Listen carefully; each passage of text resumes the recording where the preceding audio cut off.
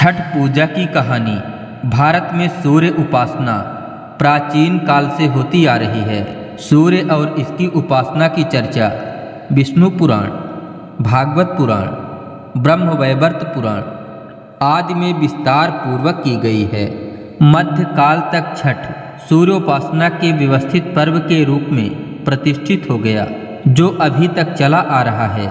देवता के रूप में सृष्टि और पालन शक्ति के कारण सूर्य की उपासना सभ्यता के विकास के साथ अलग अलग स्थानों पर अलग अलग रूप से प्रारंभ हो गई। लेकिन देवता के रूप में सूर्य की वंदना का उल्लेख पहली बार ऋग्वेद में मिलता है। इसके बाद अन्य सभी वेदों, साथ ही उपनिषद आदि वैदिक ग्रंथों में इसकी चर्चा प्रखरता से हुई है। निरुक्त के रचयिता यास्क ने युद्ध स्थानीय देवताओं में सूर्य को पहले स्थान पर रखा है। मानवीय रूप की कल्पना उत्तर वैदिक काल के अंतिम कालखंड में सूर्य के मानवीय रूप की कल्पना होने लगी। इसने कालांतर में सूर्य की मूर्ति पूजा का रूप ले लिया और पौराणिक काल आते आते सूर्य पूजा का प्रचलन और अधिक हो गया। अनेक स्थानों पर सूर्य देव के मंदिर भी बनाए गए। आरोग्य के देवता के रूप में पौराणिक काल में सूर्य को आरोग्य देवता भी माना जाने लगा। सूर्य की किरणों में कई रोगों को नष्ट करने की क्षमता पाई गई। ऋषि मुनियों ने अपने अनुसंधान के क्रम में किसी खास दिन इनका प्रभाव विशेष पाया। संभवतः यही छठ पर्व के उद्भव की बेला रही है। भगवान कृष्ण के पुत्र सांब को कुष्ठ रोग हो गया था। इस रोग से मुक्ति के लिए विशेष सूर्य उपासना की गई, जिसके लिए शाक्य द्वीप से ब्राह्मणों को बुलाया गया था।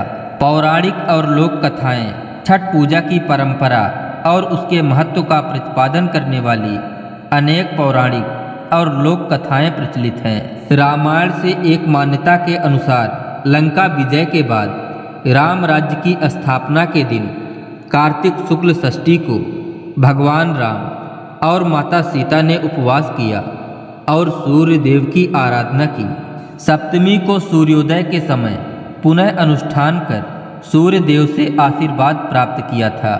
महाभारत के एक अन्य मान्यता के अनुसार छठ पर्व की शुरुआत महाभारत काल में हुई थी। सबसे पहले सूर्यपुत्र कर्ण ने सूर्य की पूजा की। कर्ण भगवान सूर्य के परम भक्त थे। वह प्रतिदिन कमर तक पानी में खड़े होकर सूर्य देव को अर्घ्य देते थे। सूर्य देव की कृपा से ही वे महान योद्धा बने थे।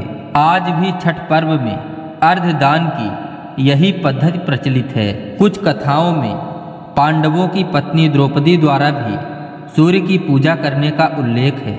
वे अपने परिजनों के उत्तम स्वास्थ्य की कामना और लंबी उम्र के लिए नियमित सूर्य की पूजा करती थी। पुराणों से एक कथा के अनुसार राजा प्रियव्रत को कोई संतान नहीं थी। तब महर्षि कश्यप ने पुत्रेष्ठि यज्ञ कराकर उनकी पत्नी मालिनी को यज्ञ आहुति के लिए बनाई गई खीर दी, जिसके प्रभाव से उन्हें पुत्र प्राप्त हुआ, लेकिन वह मृत पैदा हुआ। प्रियव्रत पुत्र को लेकर शमशान गए और पुत्र वियोग में प्राण त्यागने लगे। उसी समय ब्रह्मा जी की मानस कन्या देवसेना प्रकट हुई और कहा कि सृष्टि की मूल प्रवृत्ति के छठे अंश से उत्पन्न होने के कारण मैं षष्ठी कहलाती हूँ। हे राजन, आप मेरी पूजा करो तथा अन्य लोगों को भी पूजा के लिए प्रेरित करें। तब राजा ने पुत्र इच्छा से देवी षष्ठी का व्रत किया, जिससे उन्हें पुत्र रत्न की प्राप्ति हुई।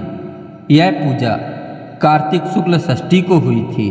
दोस्तों, अगर इसी तरह की धार्मिक कहानियाँ आपको पसंद आती हैं तो वीडियो को एक लाइक कर शेयर कर दीजिए, और यदि चैनल को सब्सक्राइब ना किए हों तो चैनल को सब्सक्राइब कर लीजिए। मिलते हैं अगले वीडियो में एक रोचक जानकारी के साथ। तब तक के लिए जय श्री कृष्णा, राधे राधे।